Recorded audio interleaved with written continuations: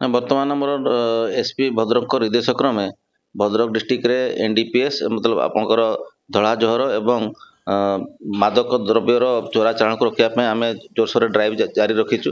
ଆଜି ସକାଳୁ ଏକ ବିଶ୍ୱସ୍ତ ସୂତ୍ରରୁ ଖବର ପାଇଲୁ ଯେ ଗୋଟେ ଅଟୋ ଯାହାର ନମ୍ବର OD22G4798ରେ ବିପୁଳ ପରିମାଣର ଫରେନ୍ ଲିକର ଟ୍ରାନ୍ସପୋର୍ଟେସନ୍ ହେଉଛି ବୋଲି ଏ ଖବର ପାଇକି ଆମେ ତୁରନ୍ତ ସ୍ପୋର୍ଟକୁ ଯାଇଥିଲୁ ଏବଂ ଆମର ସ୍ପୋର୍ଟରୁ ଗୋଟେ ଅଟୋରେ 10 ପେଟି ମଦ ଯାହାକି 152 ଲିଟର 280 ml ଥିଲା ତାକୁ ଆମେ ଜବତ କରିବାରେ ସଫଳ ହୋଇଥିଲୁ ଏବଂ ଆକ୍ୟୁଜ ଡ୍ରାଇଭରକୁ ମଧ୍ୟ ଧରିବାରେ ସଫଳ ହୋଇଥିଲୁ ଏବଂ ତାକୁ ନେଇକି ଥାନାକୁ ଆସିଥିଲୁ।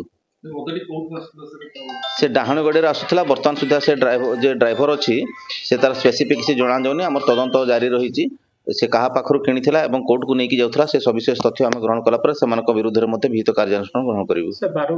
ନାଇଁ ଆମର ଏଇଟା ଗୋଟେ କଣ୍ଟିନ୍ୟୁଅସ୍ ପ୍ରୋସେସ୍। ଆପଣଙ୍କର ଚୋରା ମଦ ଆପଣଙ୍କ କାର୍ଯ୍ୟକଳାପକୁ ଜିରୋ ଟଲରାନ୍ସ ନୀତିରେ ଆମେ ଆମର ନେଇଛୁ ଏବଂ ଆମେ ଯେଉଁମାନେ ବି ଚୋରା କାରବାରରେ ଲିପ୍ତ ଅଛନ୍ତି ତାଙ୍କ ବିରୁଦ୍ଧରେ ବିହିତ କାର୍ଯ୍ୟାନୁଷ୍ଠାନ ଗ୍ରହଣ କରୁଛୁ। ଏଇଟା ଗୋଟେ କଣ୍ଟିନ୍ୟୁଅସ୍ ପ୍ରୋସେସ୍ ଅଛି। ନା ସେଟା ଇନଭେଷ୍ଟିଗେସନ ଜାରି ରହିଛି। ବର୍ତ୍ତମାନ ସେ ଡ୍ରାଇଭରକୁ ପଚାରିଲା ପରେ ସେ କାହାଠୁ ନେଇଥିଲା ଏବଂ କୋଉ ଜାଗାକୁ ନେଇକି ଯାଉଥିଲା ଏବଂ ତାର ମୁଖ୍ୟ କାରପଟଦାର କିଏ ସେ ବିଷୟରେ ସବିଶେଷ ତଥ୍ୟ ଗ୍ରହଣ କରିକି ଆମେ ବିହିତ କାର୍ଯ୍ୟାନୁଷ୍ଠାନ ଗ୍ରହଣ କରିବୁ।